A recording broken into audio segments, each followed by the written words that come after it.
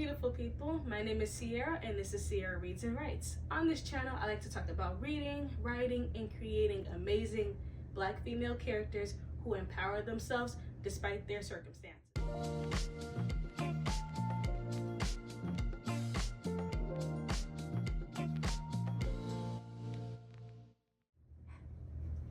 You're only going to see my face approximately 3 times in this video. So the intro, this part, and the outro. This video is going to be more about my writing process for my current project. I'm just calling it Project Leo and Dahlia, after my main character and the love interest.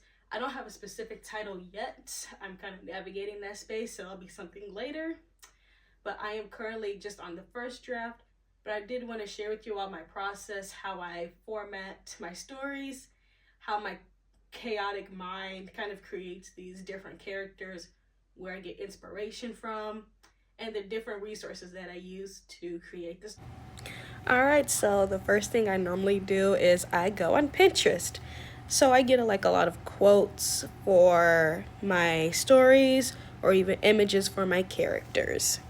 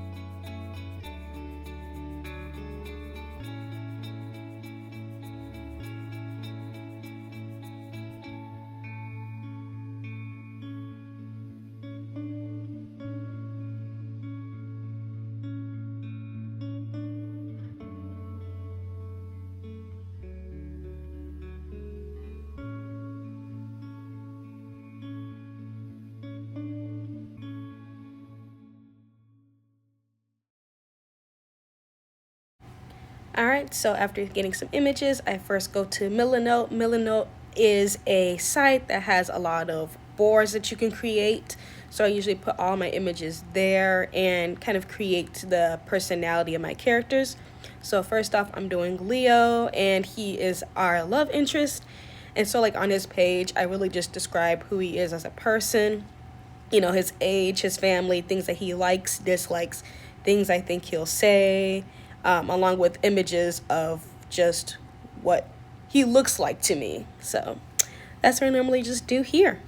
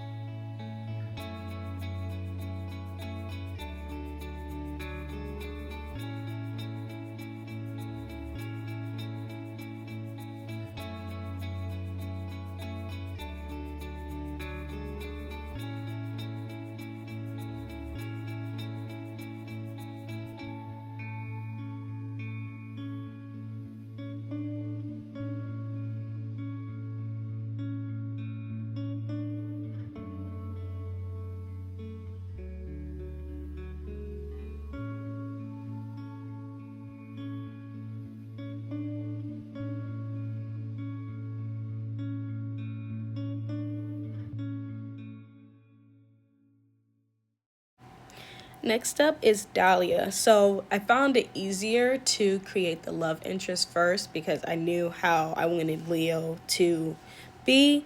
My main character, I wanted her to be a little bit more, I guess, like have more of a complicated past and more complicated connection to her love interest. So I'm really just creating her page here and throughout the rest of the video, and just really showcasing who she is as a person, her wants, needs, what she likes, dislikes, things that she'll probably say. She's more of like a softer character to me. She is very feminine. She has been through a lot, but even with her experiences, she has remained at least some level to an extent where she can still be her soft self, where she can still be empathetic. She is sympathetic with other people, but she has learned to kind of like keep to herself, become a little bit more reserved. But she also just loves her family. She loves her friend, and really just solidify her as a character who embraces her softness despite what she's been through, and after coming out of a mental health facility. So that's a little bit complicated for her. So yeah, mental health is a huge aspect of my story. So I'm actually getting more quotes related to mental health because both Leo and Dahlia, they both suffer from depression and anxiety after their mutual loss and their shared tragic experience, but they are experiencing it at different, I guess, like in different stages, because for Dahlia, she's experienced it even earlier on, prior to this incident happening, and even up until the year before, you know, how we're in the story, where the year where she's actually in a mental health facility.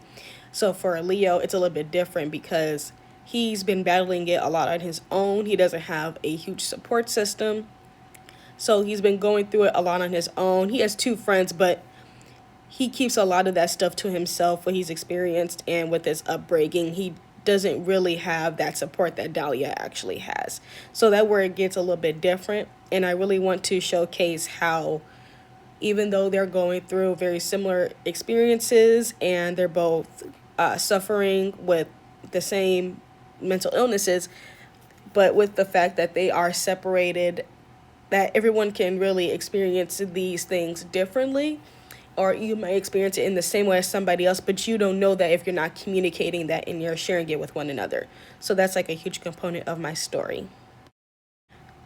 So nature is another huge component of my story because of where they have their most intimate conversations and their moments even when they think they're alone. Like Leo's a little bit further into the woods than Dahlia is, but they're both suffering and they're both experiencing their loss in the same place. So this space in the woods, it's like at the edge of a street, at the edge of a road.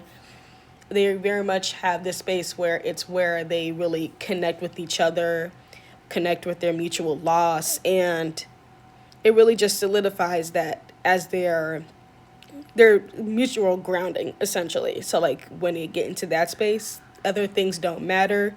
They're able to just communicate, talk things out, and really hear each other, because nature is quiet, it can be peaceful, and allows you to fully exist in the elements of the earth around you. And I feel like that's really important for them because they feel so much, and they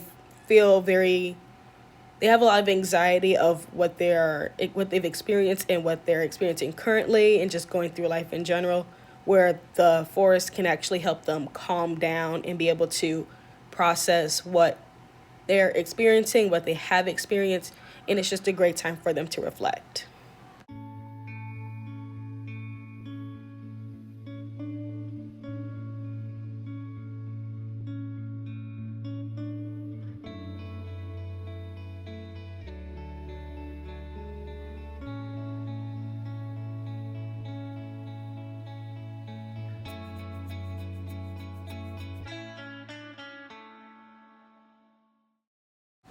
Another thing that I normally do when I'm creating my stories, I always get inspiration from music.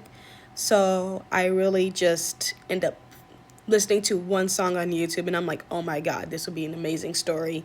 And from there, I really just create a playlist. And so I'm taking the playlist from my YouTube channel and just putting it all in the document on notes so then I can transfer it over. I felt like it was a lot easier because going from the Miller note to from YouTube, it was just wasn't working.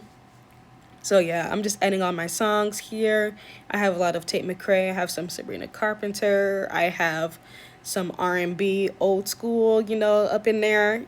It's just a nice mix. I also have some James Smith. I feel like he is more of a artist with the is I think it's like a melancholic sound.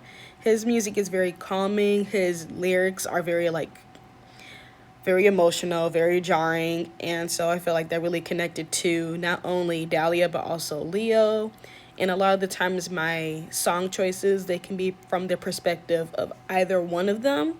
So it kind of leaves it up in the air. It's like, ooh, like which character's perspective is this song? And it really kind of gets, I guess, readers guessing of who connects with which song and which song really resonates with their relationship, their circumstances, and really their personality.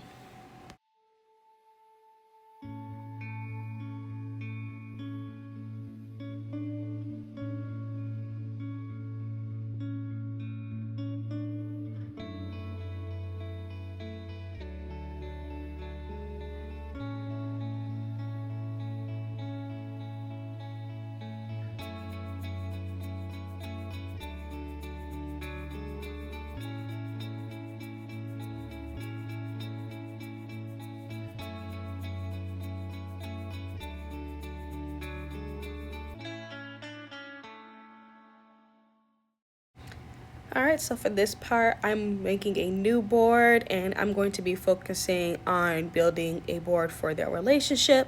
So this is where I take the playlist, I put it in the middle, try to make it all cute, and then I'll be going back to Pinterest because I love me some Pinterest. And that's where I get a lot of my other images from there to display their relationship. So it is a second chance romance. So I'm going to be getting some images that kind of relate to second chance romance, some sayings, different things that really pertain to their connection and their relationship. I even go further and get images for specifically Asian man, black women relationships. So I get like those AI images from there just to really showcase like what their relationship is like because it is an Asian man and a black woman. All of my main characters in whatever story I write are going to be black women. Their love interests are going to be of different races, different sexes, maybe not even have a love interest at all. Like, it's always completely optional for me, but Pinterest is just a place where I really love to create my characters. Sometimes I use Sims, so I'll usually just go on Sims and I'll like create my character so I can see more of like what I think she'll look like. Do I want her to have tattoos? Or maybe like I'll play with them a little bit. They won't do like the storyline of the book in the game necessarily, but I just love seeing them like in their full form. And then that's when I really kind of decide to of the shape of the person as well. So like my main character for Dahlia, she's a little bit on the curvier side. She's not necessarily plus size, but she's more mid-sized than anything. And I feel like being able to see that in Sims really helps because I'm like, okay, if I give her more hips, give her a little bit more butt, maybe a little bit less butt, I can really like play around with it to see how I want her to look. And then that way when I describe her in the story, things actually make sense.